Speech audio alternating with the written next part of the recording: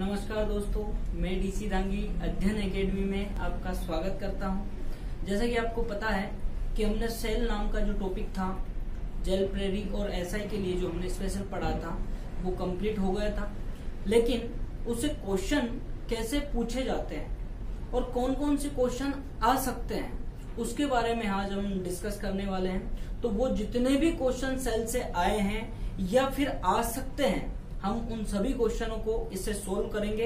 लगभग 40 से 50 question cell से निकालते हैं, जिनको हम ज्यादातर देखेंगे कि इसको पूछे गए वो भी हैं और जो पूछ सकते हैं वो भी है। ठीक है ना दोस्तों, तो देखते हैं। देखें, हमने बायोलॉजी में जो सेल पढ़ी थी उससे संबंधित जो क्वेश्चन हम देख रहे थे, जिसमें सबसे पहला क्वेश्चन हमने देखा है, निम्न में से जीव विज्ञान के जनक किसे कहते हैं। बहुत सिंपल सा क्वेश्चन है, बहुत बार बताया होगा आपको मैंने, और पहला लेक्चर जो मैंने पढ़ाया था तो शुरुआत भी यहीं से की थी। देखिए, आप सबसे पहले निम्न में से जीव विज्ञान के जनक किसे कहते हैं। आ रही बात समझ में? क्वेश्चन ये है, तो आप लोगों से मैं क्वेश्चन पूछता हूं। ये क्वेश्चन आपके सामने रखे और 4 ऑप्शन है आपके पास में। पहला ऑप्शन है थियोफ्रास्टस को कहते हैं, दूसरा ऑप्शन है अरस्तु को कहते हैं, तीसरा ऑप्शन है लेमार्क को कहते हैं और चौथा ऑप्शन है मेंडल को कहते हैं। बताइए इसमें कौन सा आंसर ठीक रहेगा? बताओगे आप?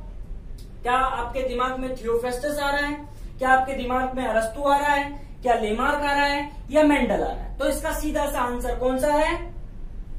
अरस्तु। क्या है? अरस्तु। अरस्तु अंकल को क्या कहा जाता है? जीव विज्ञान के जनक, बायोलॉजी के जो फादर है वो किसे कहते हैं हम? अरस्तु अंकल को। दूसरा क्वेश्चन देखें आप, निम्न में से जीवित कोशिका की खोज किसने की थी। यानी जो 4 लोगों के नाम दे रखे हैं, इन चारों में से जीवित कोशिका की खोज किसने की थी? तो आप बताएं, रॉबर्ट हुक ने की थी, या फिर रॉबर्ट ब्राउन ने की थी, या फिर ल्यूवेन हॉक ने की थी, या फिर डी डुवे ने की थी। बताइए कौन सा आंसर सही है इसका? अरे बताओ ना। तो इसका सही आंसर है ल्यूवेन हॉक। कौन सा आंसर सही है? Leeuwenhoek. बताइए ल्यूवेन हॉक क्यों सही है? कोशिका की खोज तो रॉबर्ट हुक ने की थी, बिल्कुल की थी, लेकिन रॉबर्ट हुक ने कोशिका की खोज की थी पर मृत पादप कोशिका की, है ना। और हमने यहाँ पे क्वेश्चन में क्या दिया है कि निम्न में से जीवित कोशिका की खोज किसने की थी? तो किसने की थी? ल्यूवेन हॉक ने। ठीक है दोस्तों, अब तीसरा क्वेश्चन पे आते हैं। तीसरा क्वेश्चन क्या है कि कोशिका विज्ञान के जनक, क्या बोला मैंने? कोशिका विज्ञान के जनक किसे कहा जाता है? ठीक है, अंग्रेजी में कोशिका विज्ञान को साइटोलॉजी कहते हैं। क्या कहते हैं? साइटोलॉजी। तो फादर ऑफ साइटोलॉजी, क्या बोला मैंने? फादर ऑफ साइटोलॉजी किसे कहते हैं? आंसर देखा, 4 ऑप्शन है आपके पास, आंसर देना है आपको। देखिए, ल्यूवेन हॉक को कहा जाता है, रॉबर्ट हुक को कहा जाता है, पेलेट को कहा जाता है, या कार्ल बेंडा को कहा जाता है। बताइए आंसर क्या है सही इसका? तो इसका सही आंसर क्या है बताइए? Robert Hooke. कोशिका विज्ञान के जनक किसे कहते हैं? रॉबर्ट हुक को। ठीक है दोस्तों, तो देखते हैं अपन नेक्स्ट क्वेश्चन। देखिए दोस्तों, नेक्स्ट क्वेश्चन लेकर आया हूं मैं कि कोशिका का शक्ति गृह किसे कहा जाता है। क्या बोला मैंने? कोशिका का शक्ति गृह किसे कहा जाता है। इसी क्वेश्चन को अलग तरह से भी पूछ सकते हैं कि कोशिका का पावर हाउस किसे कहते हैं, या फिर कोशिका का ऊर्जा गृह किसे कहा जाता है। समझ में आ रही? तो अब तो आपको आंसर समझ में आ ही गया होगा। बताइए किसे कहते हैं? कौन से कोशिका अंग को हम शक्ति गृह कहते हैं। मैंने पढ़ाया, आपको याद हो तो दूसरे वीडियो में। तो ये देखें आप, इसका आंसर है आपके सामने माइटोकॉन्ड्रिया। क्या है? माइटोकॉन्ड्रिया, बिल्कुल, है ना। राइबोसोम को प्रोटीन की फैक्ट्री कहते हैं, गोल्गी बॉडी को अपन बोलते हैं ट्रैफिक पुलिस, और केंद्रक को बोलते हैं हम कंट्रोल रूम। तो अपना आंसर बन गया माइटोकॉन्ड्रिया। ठीक है, नेक्स्ट देखते हैं, एप1 या एप0। क्या बोला? एप1 या एप0 कण या ऑक्सीसोम किस कोशिका अंग की रचना है ना। ये मैंने आपसे पूछा भी है। देखें आप इसको, इसका आंसर क्या बनेगा? किसकी रचना है, मतलब कौन सा कोशिका अंग है ऐसा जिसके अंदर ये एप1 एप0 या ऑक्सीसोम नाम के जो कण हैं वो पाए जाते हैं। तो आपका आंसर बनेगा क्या? बताओ, लाइसोसोम बनेगा क्या?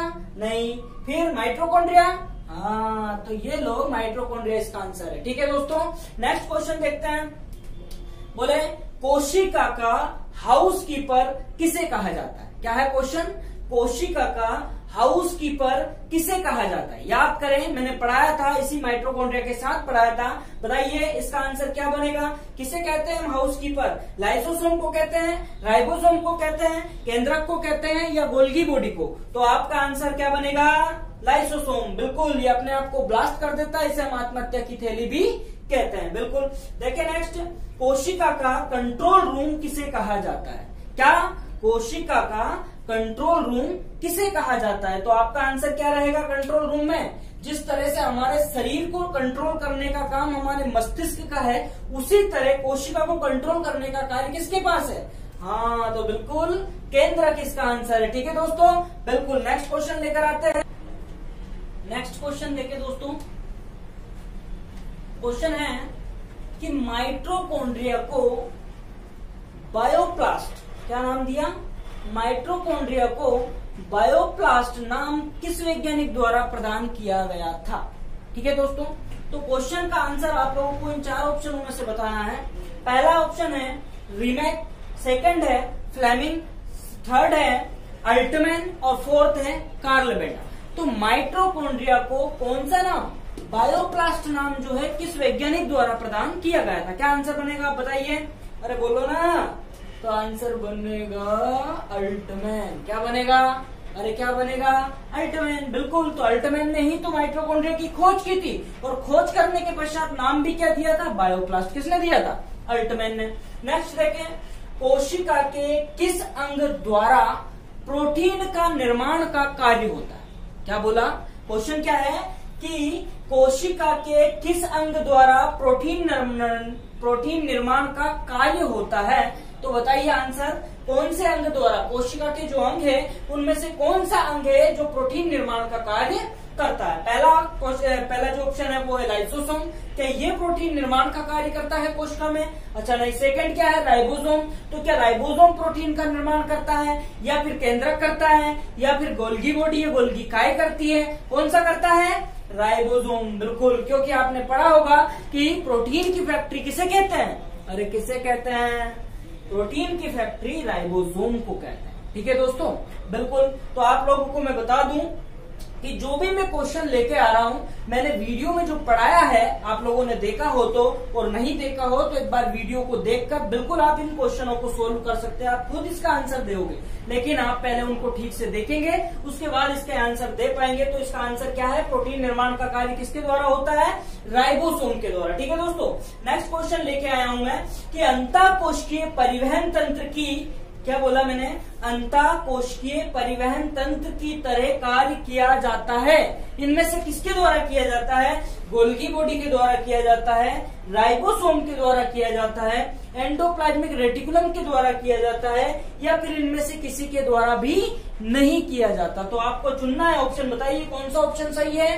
अरे बोलो ना, एंडोप्लाज्मिक रेटिकुलम। इसी को हम अंतःकोशिकीय परिवहन तंत्र या इनर सेल्यूलर ट्रांसपोर्ट सिस्टम के नाम से जानते हैं। कोशिका में परिवहन का कार्य करती है ना दोस्तों। नेक्स्ट क्वेश्चन देखें, कोशिका झिल्ली का निर्माण, क्या बोल लो? कोशिका झिल्ली का निर्माण किस प्रोटीन द्वारा होता है? ये पूछा गया क्वेश्चन कि कोशिका झिल्ली का निर्माण किस प्रोटीन द्वारा होता है। ऑप्शन पहला है सरल प्रोटीन, दूसरा है संयुक्त प्रोटीन, तीसरा है व्युत्पन्न प्रोटीन, और चौथा ऑप्शन है कि इनमें से कोई भी नहीं। तो बताइए आप कौन सा प्रोटीन? तो अपना आंसर आ गया संयुक्त प्रोटीन। संयुक्त प्रोटीन जो होता है, मैंने आपको बताया होगा कि संयुक्त प्रोटीन जो होते हैं 2 या 2 से अधिक तरह के प्रोटीन या कुछ और अन्य कोएसरवेट्स बोल सकते हैं आप, अदर पार्टिकल से मिलकर बने होते हैं संयुक्त प्रोटीन। तो 2 प्रोटीन से मिलकर, या ये कह सकते हो 2 प्रोटीन हो या कोई 2 चीजें हो, उनसे मिलकर बना प्रोटीन कहलाता है संयुक्त प्रोटीन। याद करें, मैंने आपको जब कोशिका झिल्ली के बारे में बताया था पहले ही वीडियो में, तो उसमें मैंने सबसे पहले आपके सामने रखा था कि लिपिड, क्या बोला था? लिपिड और प्रोटीन से मिलकर बनी रचना जो है लिपोप्रोटीन कहलाती है, उसी लिपोप्रोटीन की बनी होती है कोशिका झिल्ली। बिल्कुल, तो एक संयुक्त प्रोटीन की तरह व्यवहार करता है कौन? लिपोप्रोटीन। तो संयुक्त प्रोटीन की बनी होती है क्या? बोलो, कोशिका झिल्ली। ठीक है, देखते हैं नेक्स्ट क्वेश्चन। देखिए दोस्तों, क्वेश्चन है कि माइटोकॉन्ड्रिया में ग्लूकोज के एक अणु से माइटोकॉन्ड्रिया में ग्लूकोज के एक अणु से कितने एटीपी ऊर्जा का निर्माण होता है। ठीक है, क्या है क्वेश्चन कि माइटोकॉन्ड्रिया में ग्लूकोज के एक अणु से कितने एटीपी ऊर्जा का निर्माण होता है। तो आपके पास ऑप्शन है 4। पहला ऑप्शन है 8 एटीपी का निर्माण होता है, या 36 एटीपी का निर्माण होता है, या 30 एटीपी का निर्माण होता है, या 38 एटीपी का निर्माण होता है। ठीक है, चारों ऑप्शन में से कौन सा ऑप्शन सही है? बोलो 8 है या 36 या 30? तो आपका आंसर बन जाता है 36 एटीपी। कितने एटीपी दोस्तों? 36, बिल्कुल। 36 एटीपी में से 30 एटीपी तो क्रेब्स चक्र के द्वारा माइटोकॉन्ड्रिया में बनते हैं और 6 एटीपी इलेक्ट्रॉन ट्रांसफर चेन के द्वारा बनते हैं। इस तरह से माइटोकॉन्ड्रिया के अंदर कुल 36 एटीपी ऊर्जा बनती है और 2 एटीपी बनती है कोशिका द्रव में। इस तरह से टोटल 38 एटीपी का निर्माण हो जाता है, पर माइटोकॉन्ड्रिया में केवल और केवल 36 होती है। ठीक, नेक्स्ट क्वेश्चन देखते हैं। गोल्गी बॉडी को, अरे बोलो, गोल्गी बॉडी को पादप कोशिका में किस नाम से जानते हैं? कौन सी कोशिका में? पादप कोशिका में। तो पादप कोशिका में टोटल 4 ऑप्शन दे रखे हैं। इन चारों ऑप्शन में से किस नाम से हम पादप कोशिका में गोल्गी बॉडी को जानते हैं? ये देखें आप, पहला है फिला, दूसरा है माइक्राणु, तीसरा है डिक्टियोसोम और चौथा है बायोप्लास्ट। ठीक है, बताइए कौन सा ऑप्शन सही है? आपने पढ़ा है, लेक्चर देखा है, बिल्कुल बताइए कौन सा ऑप्शन सही है। तो ऑप्शन है आपका डिक्टियोसोम। क्या है सही? डिक्टियोसोम। ठीक है दोस्तों, नेक्स्ट क्वेश्चन देखें। सामान्यतः पादप कोशिका में गोल्गी बॉडी की संख्या कितनी होती है?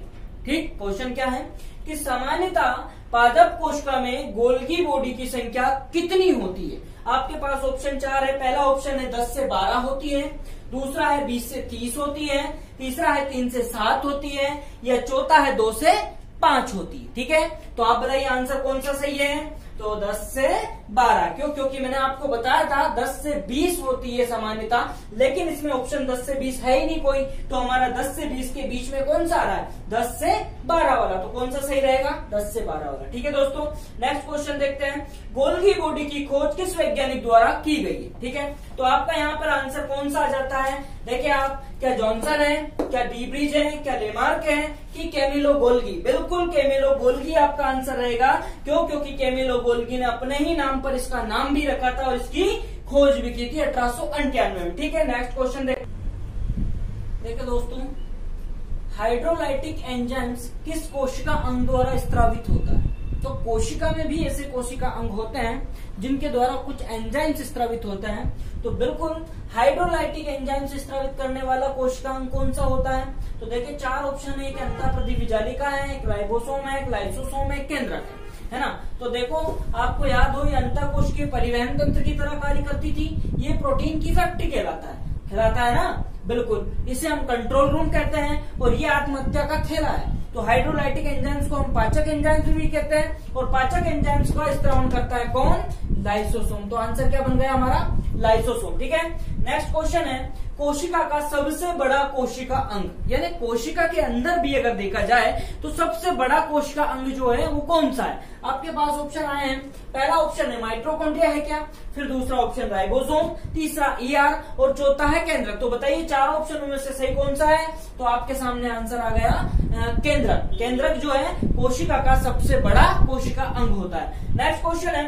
कोशिका सिद्धांत निम्न में से किसके द्वारा प्रतिपादित किया गया था? यानी कोशिका सिद्धांत जो है वो किस वैज्ञानिक ने दिया था? आपके सामने 4 ऑप्शन है। पहला है स्वान और स्लाइडेन, दूसरा है वीरचाउ, तीसरा है लेमार्क और चौथा है हरगोविंद खुराना। तो बताइए चारों में से सही आंसर कौन सा होगा आपका? बताइए स्वान और स्लाइडेन है या वीरचाउ? तो बिल्कुल सही आंसर स्वान और स्लाइडेन 2 वैज्ञानिक थे जिन्होंने कब दिया था कोशिका सिद्धांत? 1838-39 को ये सिद्धांत दिया था, है ना। और जिसका अगर देखा जाए तो जो क्वेश्चन उन्होंने किया था उस क्वेश्चन का आंसर दिया था वीरचाउ ने। तो इन्होंने जो है आधुनिक कोशिका सिद्धांत दिया। ठीक है, वीरचाउ, बिल्कुल। देखिए आप नेक्स्ट क्वेश्चन है। निम्न में से किसके अनुसार पुरानी कोशिकाओं से न्यू कोशिकाएं, नई कोशिकाओं का निर्माण होता है। आ रही बात समझ में? तो बिल्कुल आप 4 नाम है आपके सामने और चारों में से देखें आप खुद ही कि वीरचाव अंकल का कहना था कि पुरानी कोशिकाओं से नई कोशिकाओं का निर्माण होता है, या फिर स्वान अंकल का कहना था ऐसा, या फिर ऐसे स्लाइडेन अंकल का कहना था, या फिर इनमें से कोई भी नहीं था जिन्होंने ऐसा कहा था। तो बताइए आप इनमें से सही ऑप्शन का सही आंसर कौन सा बनेगा? देखिए आप खुद ही। तो सबसे सही आंसर है इसका वीरचाव। तो रोडोल्फ वीरचाव ने ही ऐसा कहा था कि पुरानी कोशिकाओं के कोशिका विभाजन से नई कोशिकाओं का निर्माण होता है, और इसीलिए शायद इन्हें क्या बोला जाता था? आधुनिक कोशिका सिद्धांत के प्रतिपादक कहा जाता था। तो बिल्कुल देखें, नेक्स्ट क्वेश्चन लेकर आते हैं अपन।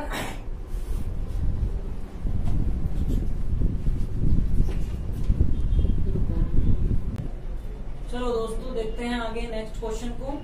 निम्न में से किस रचना द्वारा जंतु तथा पादप को विभेदित किया जा सकता है? ऑप्शन आपके पास 4 है। पहला है हरित लवक, दूसरा है केंद्रक, तीसरा है राइबोसोम, या चौथा है उपरोक्त सभी। कौन सा है?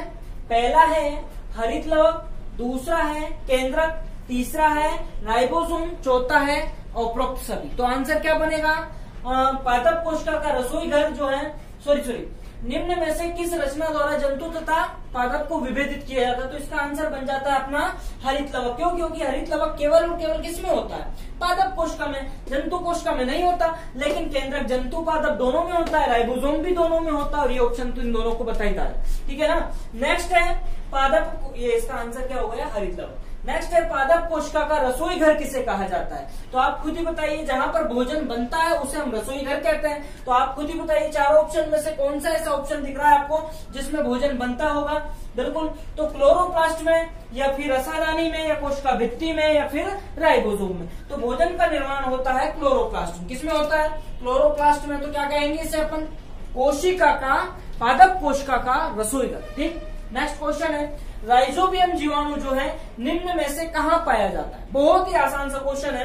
राइजोबियम जीवाणु निम्न में से कहाँ पाया जाता है? और आपके पास 4 ऑप्शन है। पहला है ये मिट्टी में होता है, दूसरा ये दलयानी पौधों की जड़ों में होता है, तीसरा वायु में होता है, और चौथा उपरोक्त में से कोई नहीं। तो आपका आंसर क्या बन जाता है? मिट्टी या दलयानी पौधे? दलयानी पौधे, बिल्कुल सही आंसर। ठीक है, तो नेक्स्ट क्वेश्चन देखते हैं।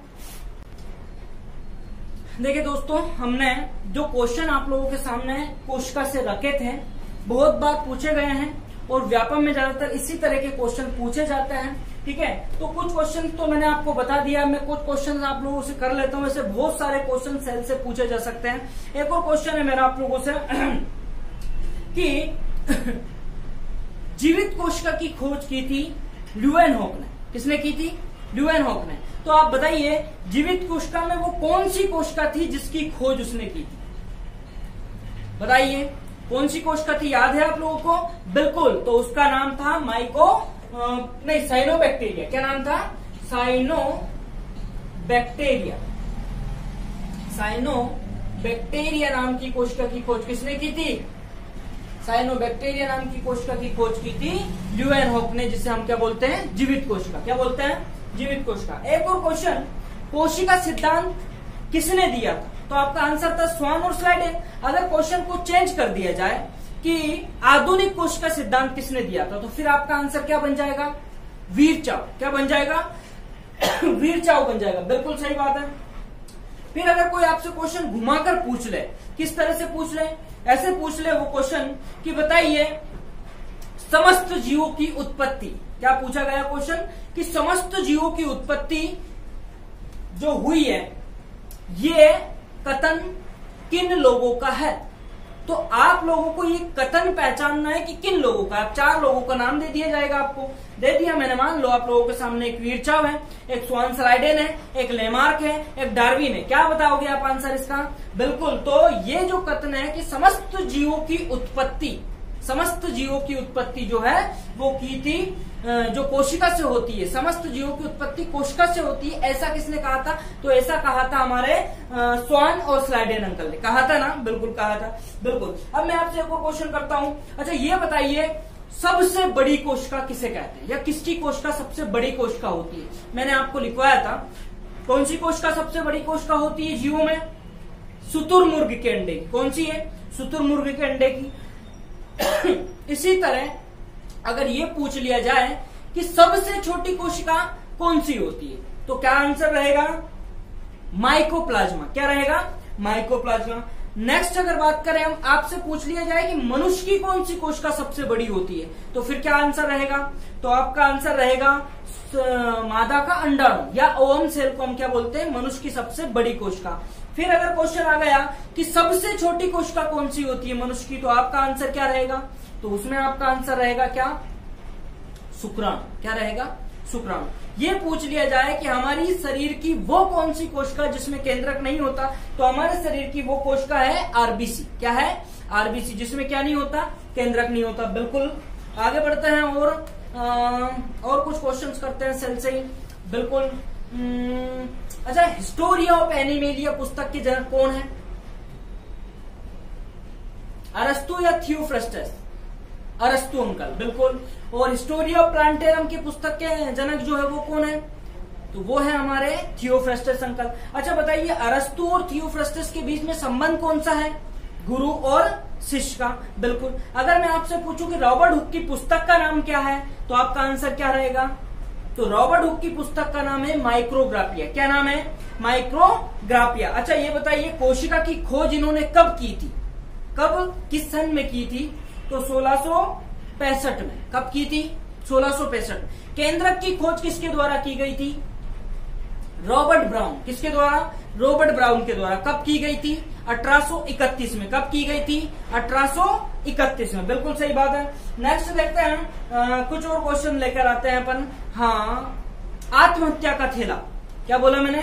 आत्महत्या का थैला किसे कहते हैं?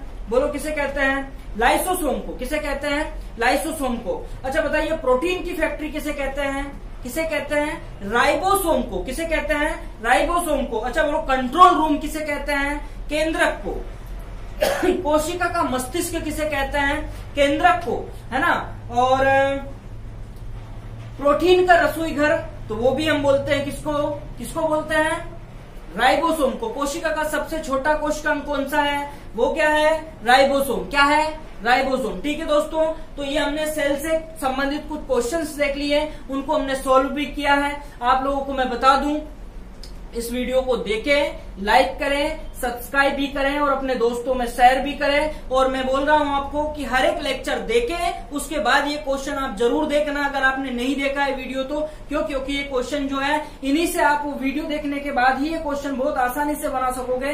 और साथ ही साथ आपको नेक्स्ट क्वेश्चनों के भी आपके दिमाग में आएगा कि और भी कुछ क्वेश्चन बन सकते हैं। आप मुझसे बिल्कुल ये डाउट पूछ सकते हो। ठीक है दोस्तों, थैंक यू, धन्यवाद।